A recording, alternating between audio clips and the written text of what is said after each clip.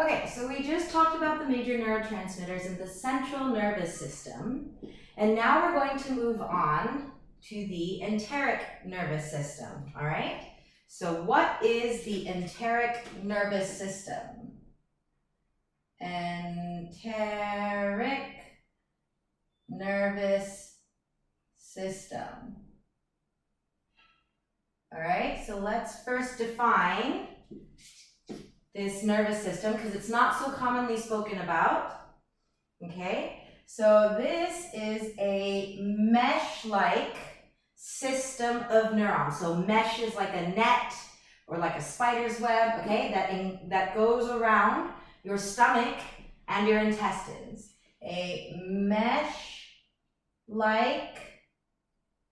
system of neurons and glia that governs the function of the gastrointestinal tract. Gastrointestinal tract, okay? So gastrointestinal tract, that's just a fancy word for your stomach and your intestines. Okay, so in this mesh-like system, there are approximately 500 million neurons, which is 5 times the number of neurons in your spinal cord, okay? So it's approximately 500 million neurons, which is 5 times more than the number of neurons in the spinal cord. Okay? A couple other facts. It can act independently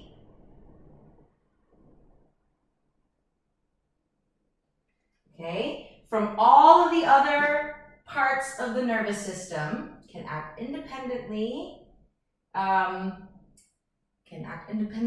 from other parts of the nervous system. It's sometimes called the second brain.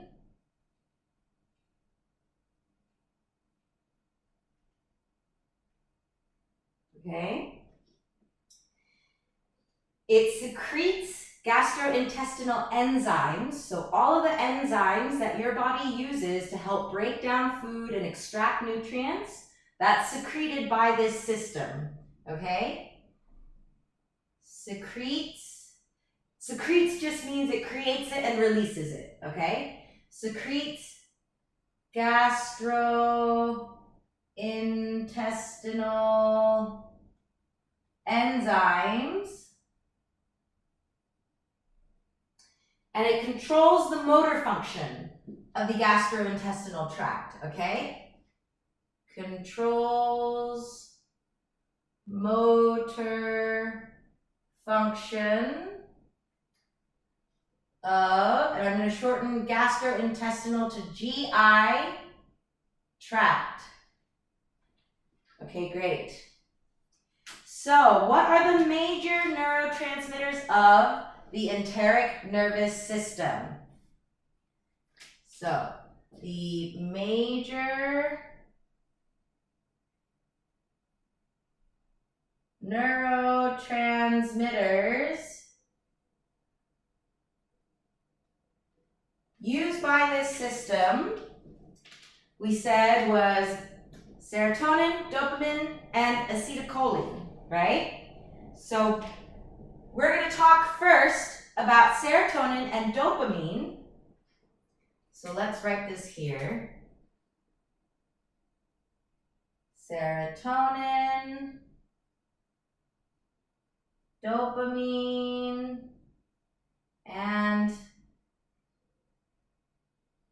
I'll just write it up here, acetylcholine.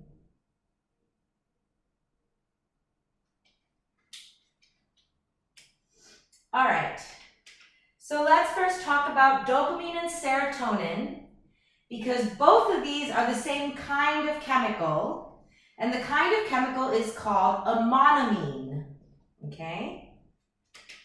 So, both serotonin and dopamine, these are both are monoamines. Okay, new word, monoamine. Okay, so what is a monoamine? Let's write here. Monoamine. So, these neurotransmitters and neuromodulators contain an aromatic ring.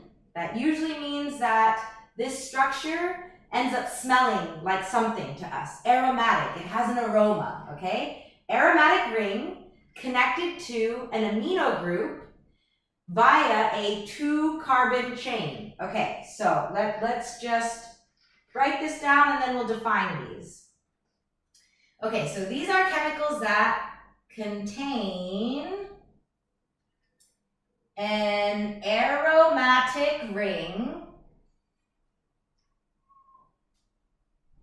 okay,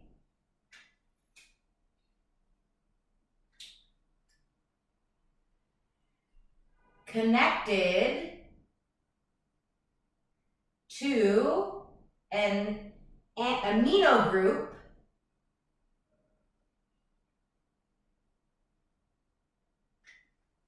This is our next new word. Via a 2-carbon chain. 2-carbon chain. Okay. So let's see. Neuromodulators, we already defined those before, but just as a reminder, these are neurotransmitters that diffuse through the neural tissue to affect slow-acting receptors of many neurons. And actually, neuromodulators often spend a lot of time in the CSF, the cerebrospinal fluid, which we're going to talk more about later. So let's go ahead and define an aromatic ring. So what is an aromatic ring?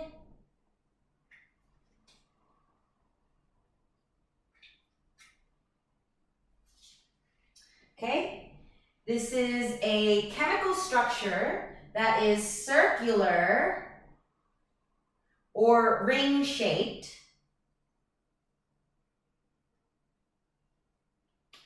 Okay, and it's flat, as in it's all just in 2 dimensions. Remember last time when we were drawing glutamate and GABA, they were 3-dimensional structures, so we had to come up with a way of drawing things to show that sometimes a part of the chemical structure would be coming out of the paper or going into the paper. Well, an aromatic ring is totally flat, okay? So it's flat, or that's sometimes in chemistry called planar. Planar. Okay? This molecule is also very stable. Okay? What this means is it doesn't have extra electrons floating around, which would make it more likely to connect to another structure, and it also doesn't have any missing electrons. Okay, it's very stable, it's very happy the way it is, and you'll see what it looks like in just a second because we're going to draw our alpha monoamine, okay? So the alpha monoamine looks like this, okay? So first you have our aromatic ring, which has this shape, okay? And there are double bonds at every other carbon connection. Then it has an amino group. Where did we see this word before? When we were talking about glutamate and GABA. What are glutamate and GABA? They are amino acids, right? And the amino acids also have an amine, which is very similar to an amino group. So an amino group is just a nitrogen with 2 hydrogens attached to it, and then a 2-carbon chain is what I've been drawing here. These are all carbons, but this is what's called a 2-carbon chain. Carbon chain, carbon chain. Okay, so this is our amino group, and this is our 2-carbon chain. Okay, great. So now that we have our alpha monoamine, we're going to talk specifically about serotonin and dopamine. Okay, so in order to do this, I'm going to erase this and just move all this up, redraw the alpha monoamine, and then we'll describe dopamine and serotonin underneath that, okay? So this is a great time if you need a little more time to pause the video, all right? Okay, so now I'm going to erase everything.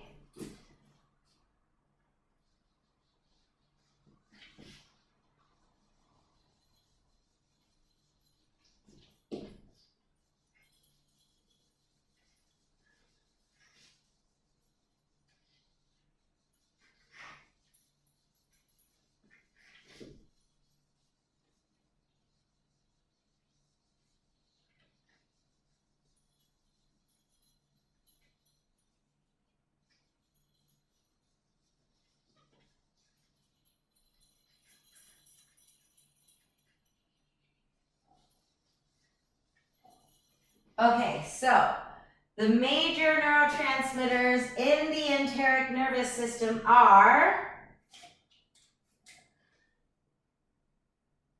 dopamine, serotonin, and acetylcholine.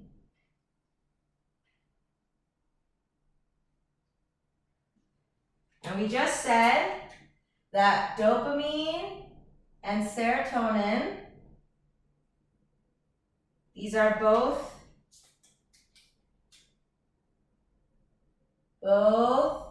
are monoamines. That's the generic term for the category. And our alpha monoamine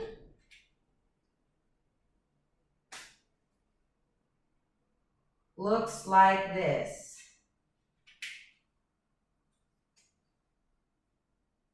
We have an aromatic ring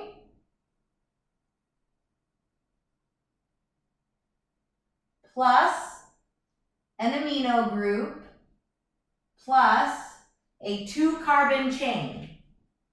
Okay, so let's talk about dopamine.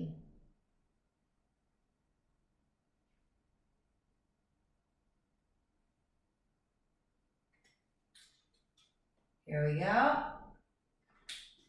So, dopamine is very important for reward-motivated behavior when it is present in the brain. So that's mostly what neuroscience research on dopamine, that's what you'll find. It's about reward motivation in behavior, okay? So important during reward motivated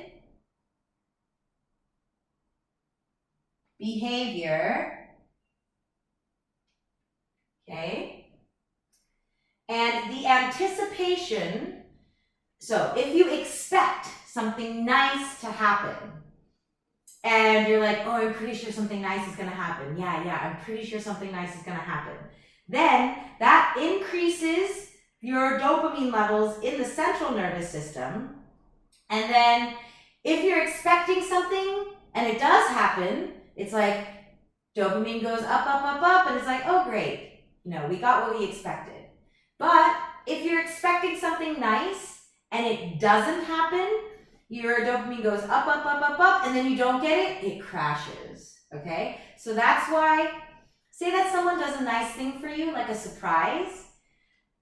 You're not expecting anything, nothing. Then unexpected, that causes a big increase in dopamine, okay? So that's why it's so much nicer when you get a surprise that you really like. Obviously, if it's a surprise that you really don't like, then that's not great. But if it's a surprise that you really like, then it feels really, really good. If you were expecting something nice and you got it, then it's like, okay, that's pretty cool. If you were expecting something nice and you don't get it, oh, that feels really bad, right? Okay, so that kind of difference in expectations and how when the expectation resolves, you have very different feelings. Dopamine is heavily involved in that whole process, okay? So, in the enteric nervous system, it is involved in both motor control and the release of hormones into your gastrointestinal tract. Involved in motor control plus the release of hormones. And hormones are just another chemical made in your body, all right? They're just not usually made by nervous system cells. So hormones can affect nervous system cells, but hormones usually come from other systems in the body, other parts, other cells in the body, okay? All right, and 50% of all the dopamine in a human body, it's in your enteric nervous system. So remember how I mentioned that dopamine is mostly studied in the brain? Well, in the brain, you only need a very small amount for it to have a really big impact. So most of the dopamine in your body, it's in your enteric nervous system, okay? So at least, so greater than 50% of the dopamine in a human body is in the enteric nervous system. Okay, so let's draw what dopamine looks like. So dopamine, we're going to start out with our aromatic ring.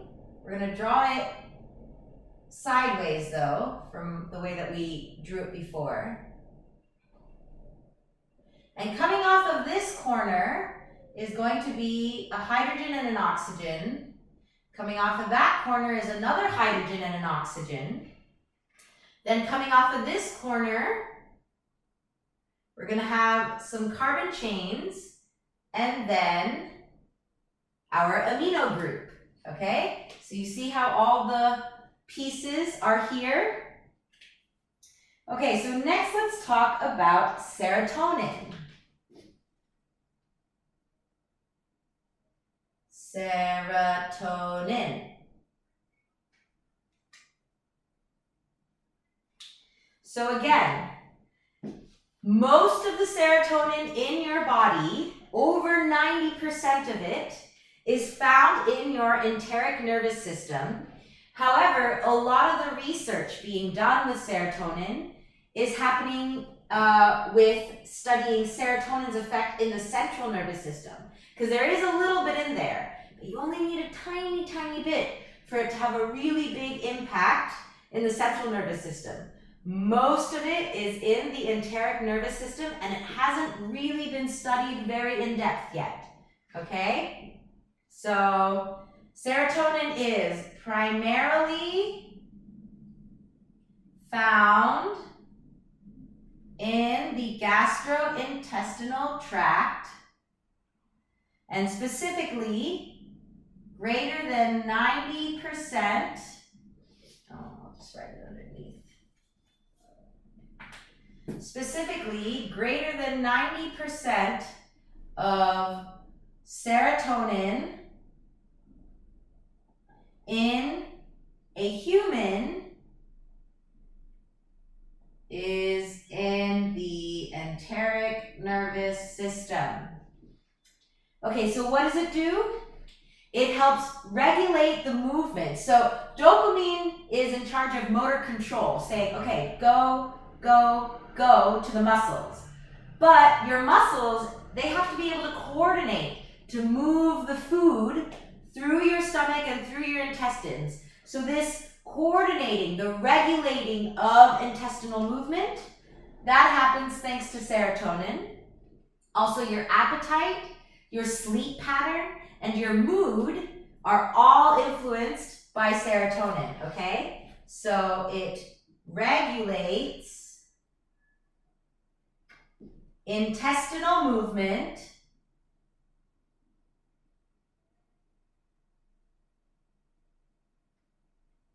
appetite, your sleep pattern, and your mood. So it's pretty important, okay? And here is what serotonin looks like. It's a little bit different, but you'll see we're going to start out with our familiar piece, our aromatic ring. Okay, and this one only has one hydrogen oxygen coming off of this corner.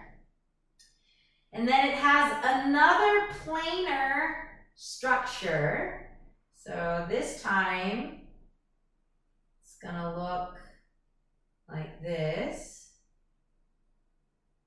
And here, instead of being a full carbon structure, this corner, let me draw it a little better. Okay, so this corner is actually a nitrogen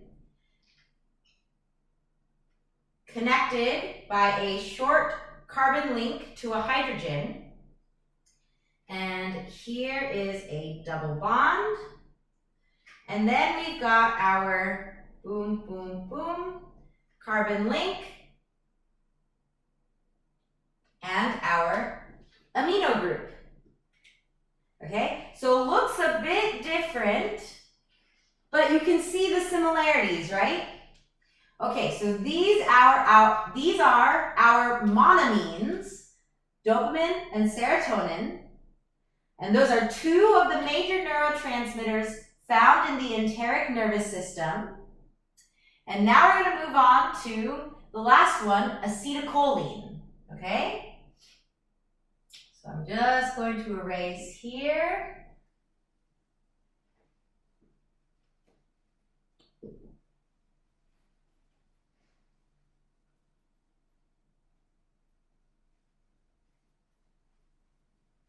Okay, so acetylcholine, as we can see from our big picture diagram here, acetylcholine is in a lot of areas of the nervous system, okay? So acetylcholine is actually also really important, all right? It does a lot of stuff, usually in the interface between the nervous system and our muscular system, the muscles. And our enteric nervous system, the gut, it's full of muscles. It's muscles that are moving all of the food, from your mouth, down your throat, into your stomach, through the gut, all the way out until you go to the bathroom. It's all muscles, okay? So let's talk about acetylcholine. Acetylcholine, I'm going to rewrite it here. Acetylcholine. Long word.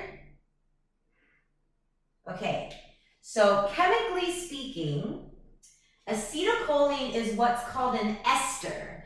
An ester is kind of like a combination, okay? So it is an ester, which we will define in just a moment. So it's kind of like a combination of acetic acid, okay, and choline. All right, so what are these? We'll underline them because we are about to define them. So, firstly, what is an ester? So, use this now. An ester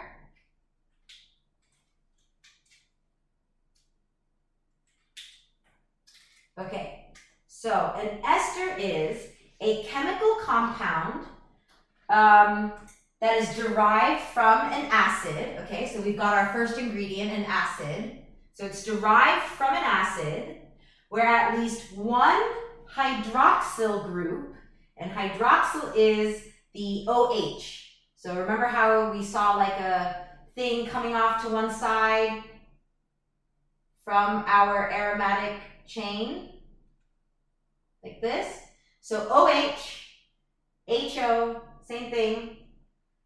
That's a hydroxyl. So in an ester, the OH of our acid is replaced by a carbon-oxygen-carbon, which is called an alkyl group. Okay, so let me write that down. A chemical compound derived from an acid,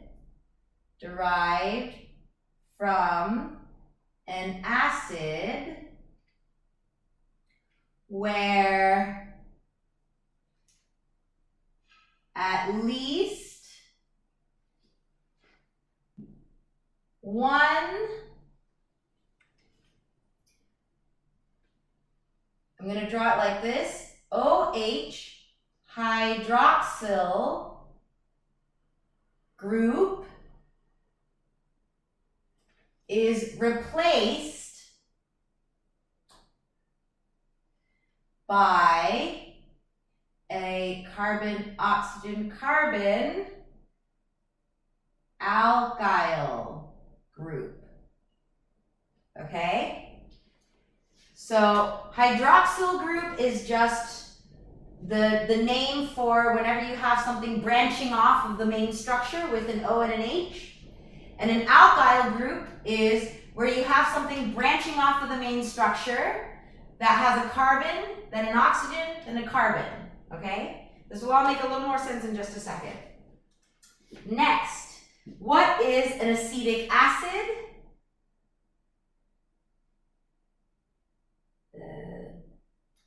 Acetic acid.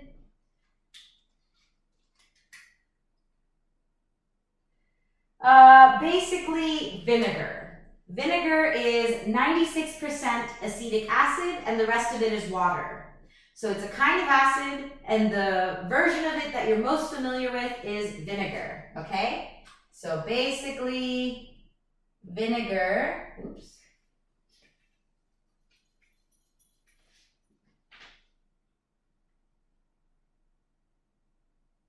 which is 96% acetic acid plus water. All right? And what is a choline?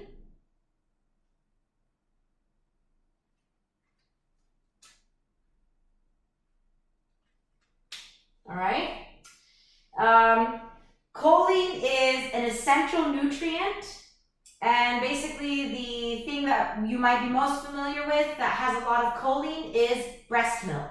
So mother's milk has a lot of choline. It's very important for our development biologically, okay? So it is an essential nutrient,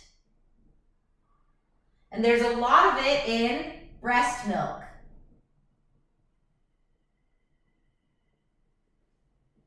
All right. Okay, cool. So oh, I forgot to draw. 1 second. Sorry. I forgot to draw the structure of our acetic acid. Okay? So our acetic acid is basically has the shape. If I were to draw it in shorthand, the way that we've been drawing, then it's a double carbon chain with an OH at one end and a double bond to an oxygen. So by the way, this is equivalent to, this is exactly the same as if I were to draw it like this.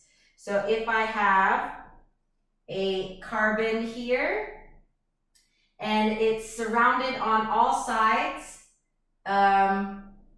by a hydrogen on each side. Then you go up, you have your next carbon and it has a double bond to an oxygen. Then you have the next bond to the oxygen, which has attached to it a hydrogen, okay? So because biological compounds, a lot of organic chemicals, they use a lot of carbon. We just shorten it, shorthand, to this. This is like the abbreviation of this, okay? Just to give you a clue as to what's going on when I'm drawing these diagrams. Okay, so back to choline.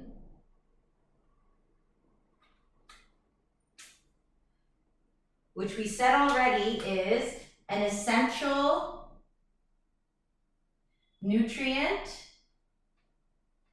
found in breast milk. It's also found elsewhere, but this is the most familiar place that you'll find it, and there's a lot of it in breast milk. So a choline, what does it look like? Okay, so its very general structure is it has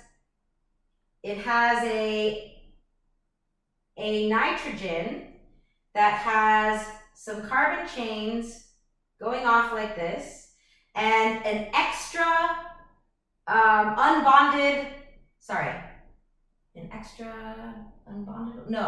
it is missing an electron, which is why it's positively charged, okay?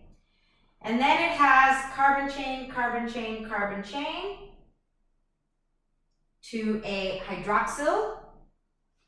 And this whole thing is usually connected to some negative structure. So you remember how in amino acids we had a side chain, which was just something goes here that makes it different, okay? This is sort of the same thing. There's something here that must be negatively charged because this part here is positive, but this is the part that makes it different every single time, okay? So not only is it found in breast milk, but in most animals, a choline phospholipid, okay? So when this is a phospholipid, that is what makes up our cell membranes, all right? So this choline, this chemical structure is also found in cell membranes of most animals. Okay, so given all of that, what does our acetylcholine look like? Okay, I'm going to erase this so that I have room to draw acetylcholine. This is a great time for you to pause the video if you are still drawing stuff. Otherwise, here we go.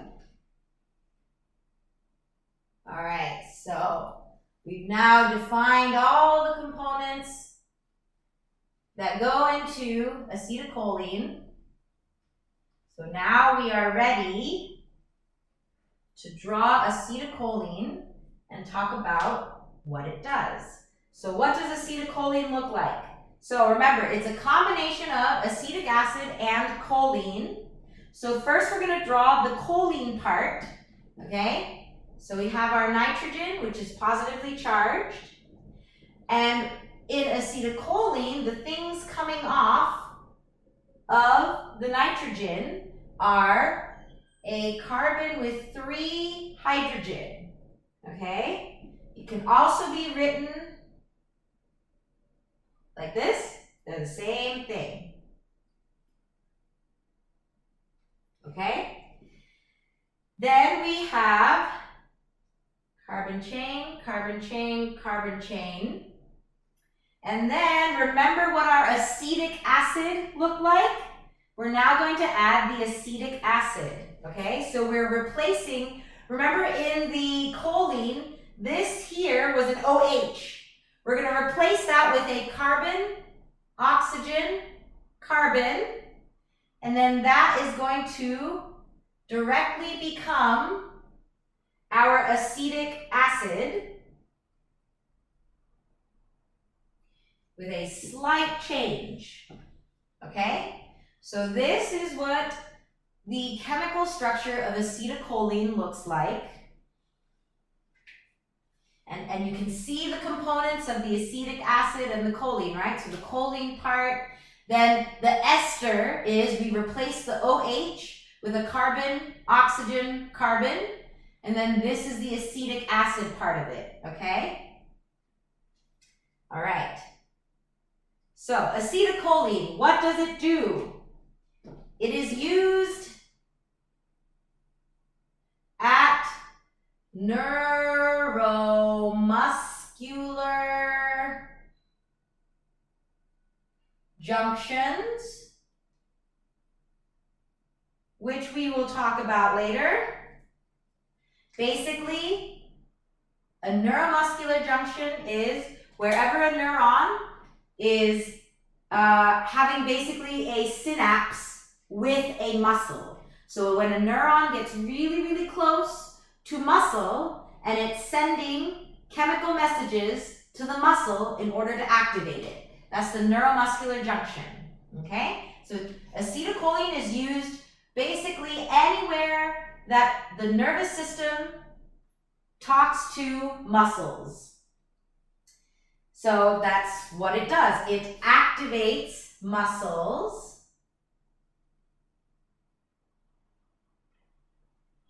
Okay. It's also used a tiny bit, again, in the central nervous system.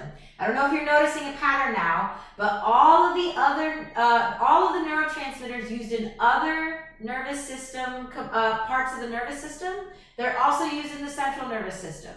Also, glutamate and GABA, which are used in the central nervous system, they also exist in very small amounts in other parts of the nervous system.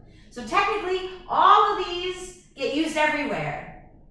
These are just the ones that get used the most, okay? So it's also used in the central nervous system. Here's a cool thing. Most of the venoms or toxins that are produced by plants or animals or bacteria, so if you get bitten by a snake, you know, that kind of toxin or venom, most of these cause harm by activating or inactivating muscles through the use of acetylcholine, okay? And so a lot of chemical nerve agents, so poisons or, you know, maybe sedatives, you know, things to like numb your muscles, those things also use acetylcholine, or they're based off of acetylcholine, okay? So many venoms or toxins produced naturally by plants, animals, or bacteria, and also synthetic nerve agents created by us, nerve agents. They act on the receptors of acetylcholine, okay? They act on acetylcholine receptors. So they all have a chemical structure that's really similar to this. So similar that the cell will be tricked and think, oh, it's an acetylcholine, I will accept it. And then you can get some kind of harm because your muscles are either inactivated, you cannot use them anymore, everything's gone numb, or they're hyperactivated. You have, maybe you have a seizure, maybe it tenses up and everything is cramped. Okay, so all of that is due to acetylcholine. Okay, so next, really easy to talk about what happens in the somatic nervous system with neurotransmitters. They also use acetylcholine, okay? And once again, the somatic nervous system deals with the skeletal muscles and your skin, okay? Your skin is controlled by the somatic peripheral nervous system.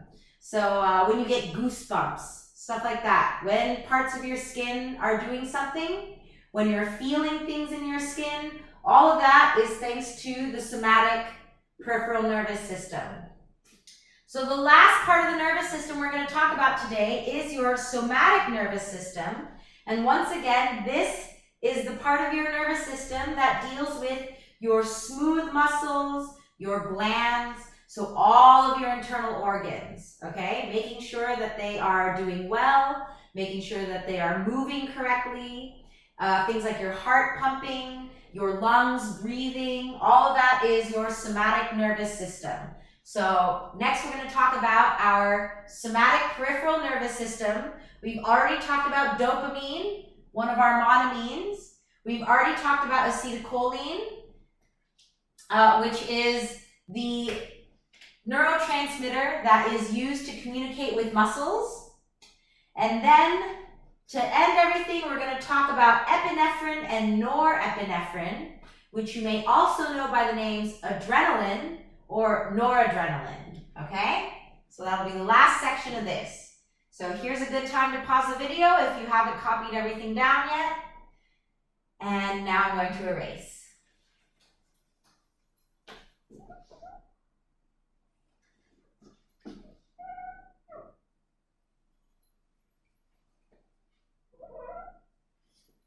Okay.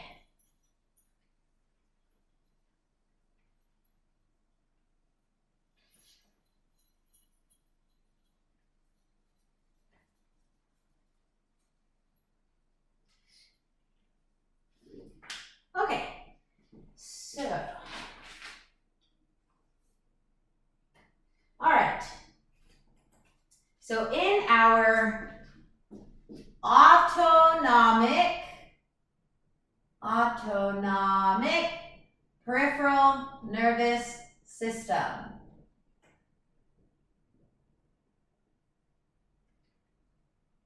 our most commonly used neurotransmitters are acetylcholine,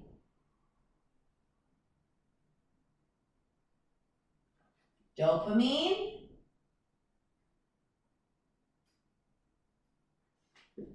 epinephrine,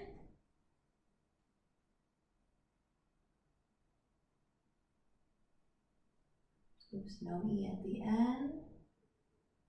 And norepinephrine. Epinephrine.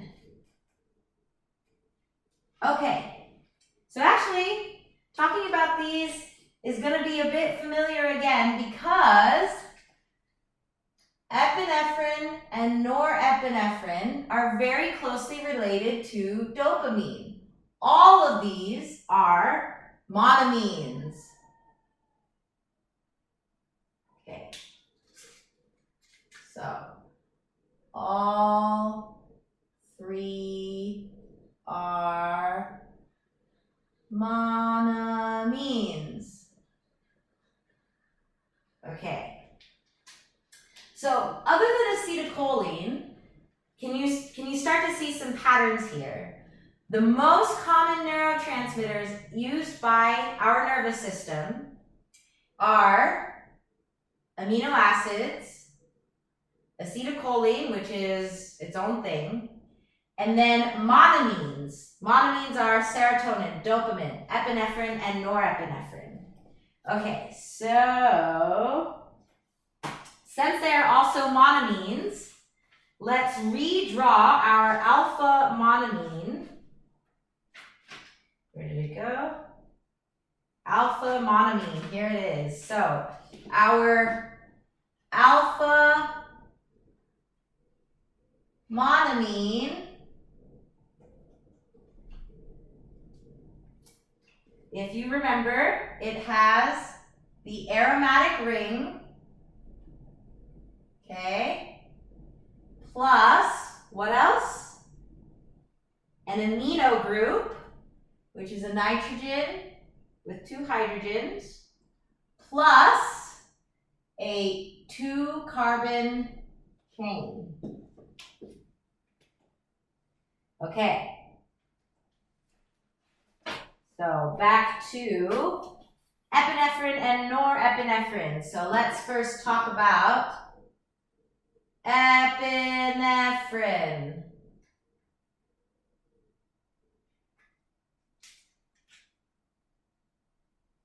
Okay. Epinephrine is also known as adrenaline.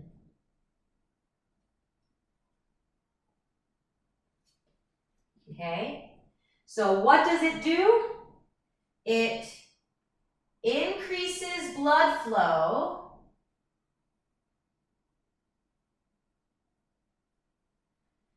to your muscles. And if it's increasing blood flow, then that means the muscles are asking for more nutrients, okay? So when you're using your muscles a lot and you need more nutrients for your muscles, epinephrine is what increases the blood flow to the muscles, okay? Which means it also increases the volume of blood pumped by the heart, okay?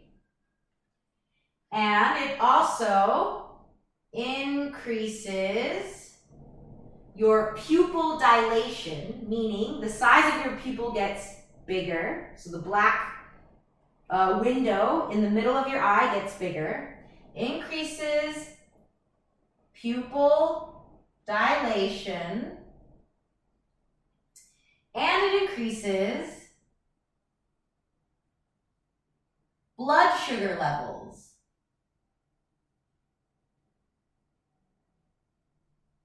So the sugar in your blood acts as a fast energy source. So as you can guess, when people say, oh, I'm getting an adrenaline rush, you feel pumped, you feel ready to go. Everything is like, I'm ready. So that's epinephrine, that's adrenaline. And what does it look like? I'll draw it over here. Okay, so once again, we're going to start with our good old familiar aromatic ring. We've got our double bonds here. And very familiar, we're going to have a hydrogen and an oxygen coming off of the 2 corners. And then, okay, reminder, these monoamines, epinephrine and norepinephrine, they are three-dimensional. So I'm going to remind us that a shaded triangle, that means, I need to remind myself, that means it's coming out of the board in 3 dimensions, and an empty triangle means it's going in, okay? So we have coming off of this corner a carbon chain, then we have coming out towards us we have another OH.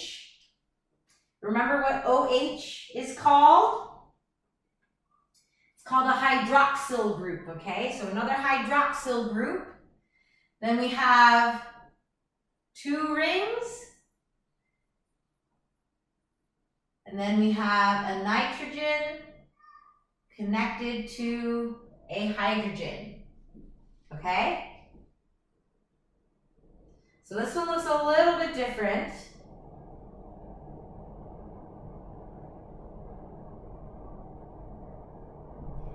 And it also has one last carbon chain just sticking out here, okay?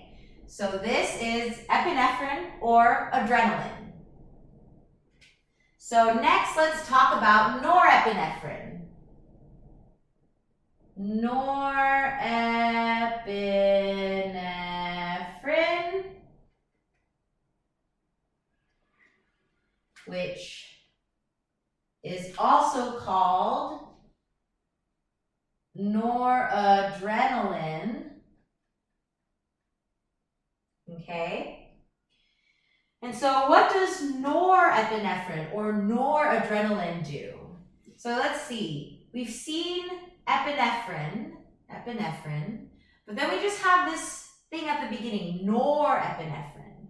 So that might give you a clue as to what it does. It's probably related to epinephrine somehow, okay? So what does it do? It mobilizes your body and your nervous system for action, okay? So it's like the alertness neurotransmitter, okay? Mobilizes body plus nervous system for action.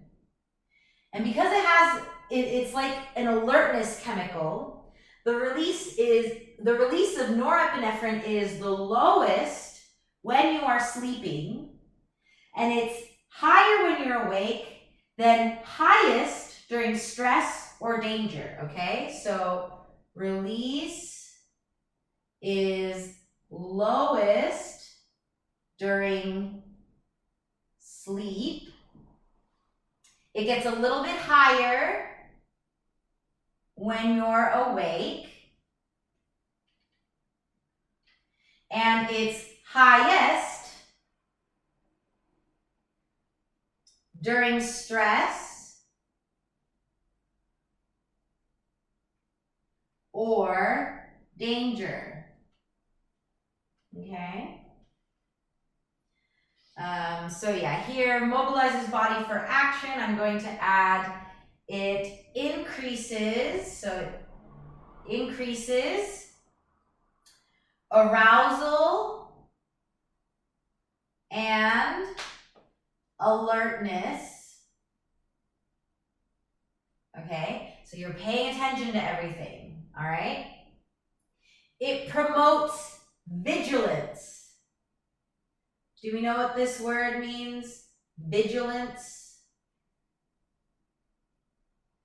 It's like if you have someone that's a guard and they're supposed to be guarding something. Maybe nothing is happening, but they have to be paying attention all the time, even though nothing is happening. They have to be constantly saying, okay, pay attention, be alert, be awake, make sure you're, watching everything. That's vigilance. And in order to do that, we need norepinephrine or noradrenaline. This chemical also enhances both the formation and retrieval of memories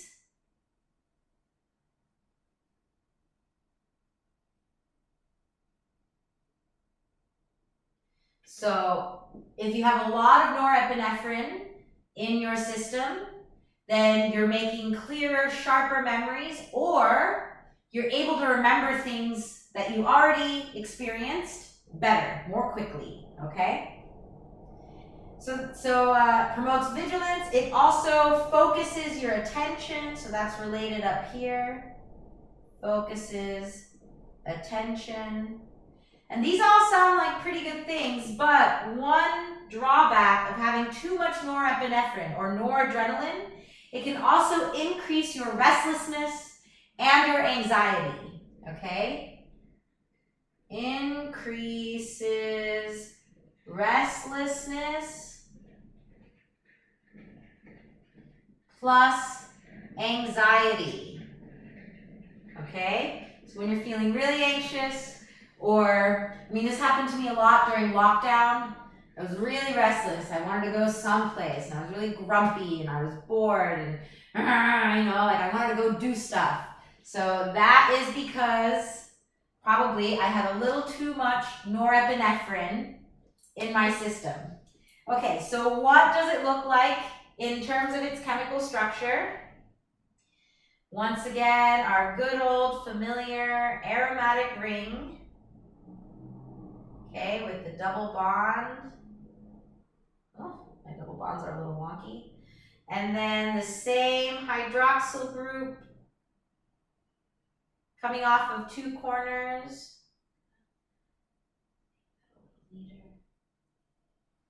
Oh my, where's my light?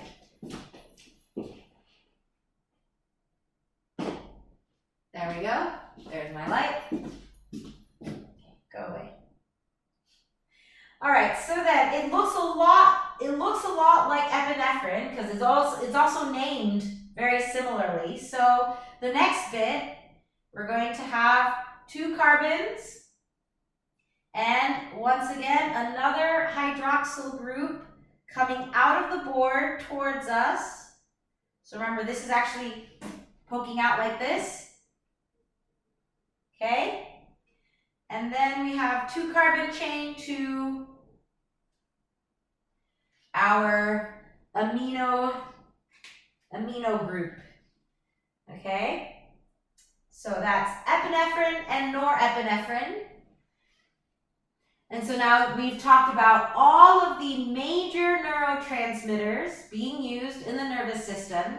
I just want to emphasize these are not the only neurotransmitters. There are lots and lots of chemicals created, released, and received by nervous system cells. These are just the main ones, the ones that are used the most often. However, if you're really interested in neurotransmitters, there's lots and lots of other neurotransmitters. We're discovering new ones all the time. There's some really weird ones, like even gases can be used as neurotransmitters. So there's a lot going on in the neurotransmitter world, and there's still a lot of research going on. So if you're excited about this and you really like this kind of chemistry stuff, there's a lot that you can do to help us learn more about neurotransmitters in the nervous system. So in the next video, I'm going to be talking about what kinds of receptors can receive these neurotransmitters. So when the neurotransmitter is released, either in the synapse or in the extracellular space, how does the next cell receive this chemical message? Okay? We're going to talk about two major classes of neurotransmitter receptors.